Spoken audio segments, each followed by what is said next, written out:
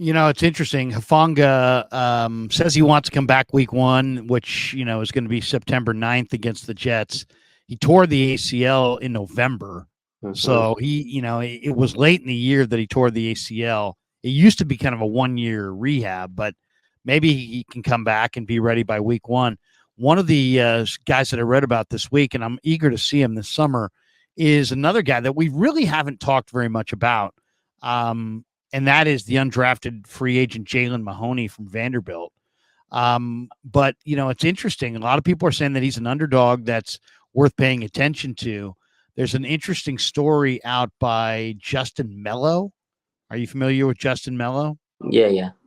So Justin Mello says Mahoney did not receive an invite to this year's NFL scouting combine, but he did achieve intriguing workout numbers at Vandy's Pro Day. This is what Mello wrote. He says the Rock Hill, South Carolina native had 19 reps at 225 on the bench. That's just 3 shy of the combine leader among all the safeties, who was Malik Mustafa, by the way. Mm. And then he says, Mello says Mahoney also ran an acceptable 4.54 40-yard dash. We didn't really talk that much about Mahoney, and he seems like he's kind of the one guy at safety, but that's kind of unaccounted for as far as what kind of role is he going to play, or does he have a legitimate chance to make the roster?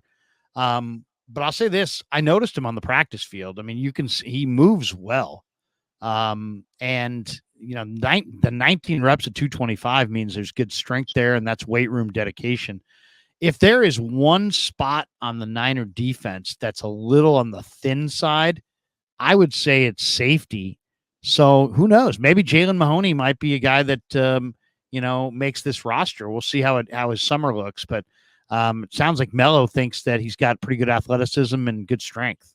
Yeah, he sent me that on Twitter. He always sends me some his messages and stuff like that. I talked to the guy. So yeah, I saw that. Thought that was interesting. Again, the 49ers could always use secondary help. You got Hufanga is coming back from injury, as we mentioned, and they got a lot of young guys. So definitely it doesn't hurt to have depth. Maybe he makes the practice squad if he plays his cards right during the training camp and everything. But also they have a lot of other defensive backs, versatile guys they added this offseason that might be moved and converted because the 49ers, they kind of run that way. They like versatile guys that can kind of play around the field.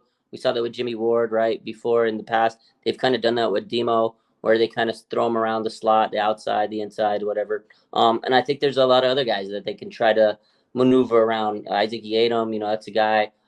They have Rock Ya-Sin. Maybe he can move inside it or maybe play a little safety depending on how he's, transitioning to the defense. So there's a lot of players in the 49ers secondary that are a little versatile. So yeah, we'll see. It's going to be interesting. I know the wide receiver class is our team is deep on the 49ers. This secondary, there's a lot of players. I really can't wait to see how they go out in training camp. We've mentioned it before, Darrell Luter, Sam Womack, just a lot of guys that I feel like are ready to take this leap, and it's going to be stacked. It's going to be hard to make this team in secondary. No question. And a lot of people feel like Yiadom from the Saints could be the underrated offseason pickup. He's coming off a career year. He had an 81.1 defensive grade from Pro Football Focus. That's his highest ever mark from PFF.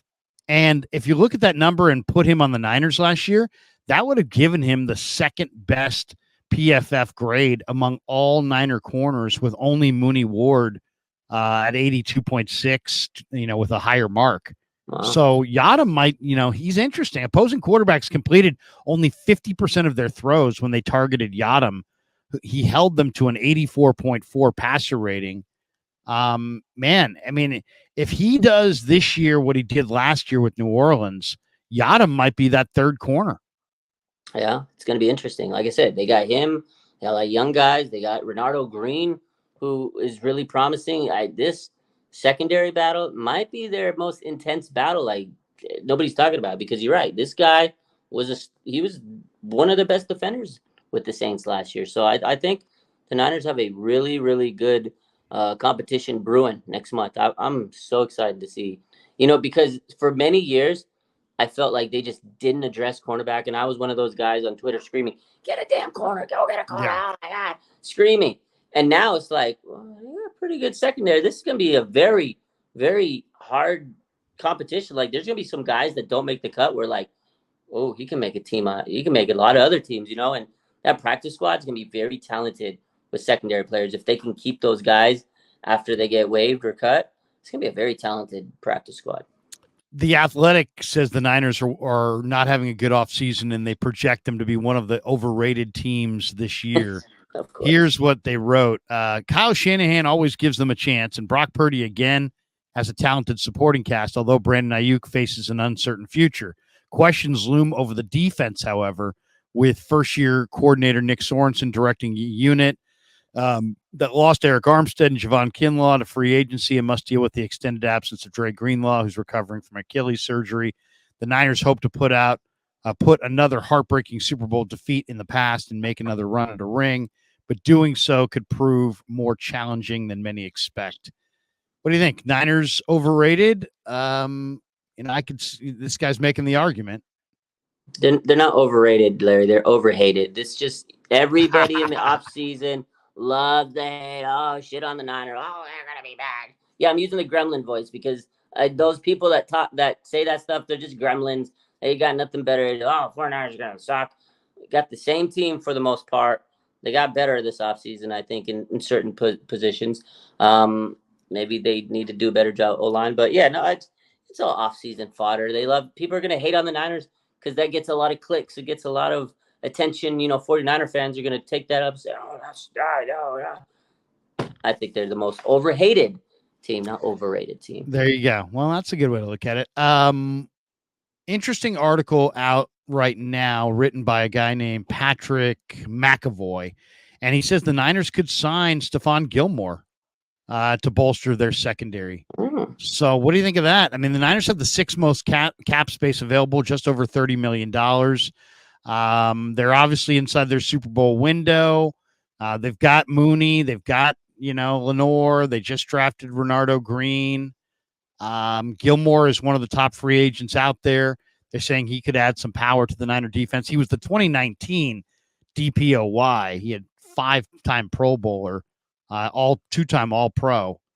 The Niners can afford him. I just don't know. I mean, he's regressed a little bit. I kind of like their depth at the corner right now.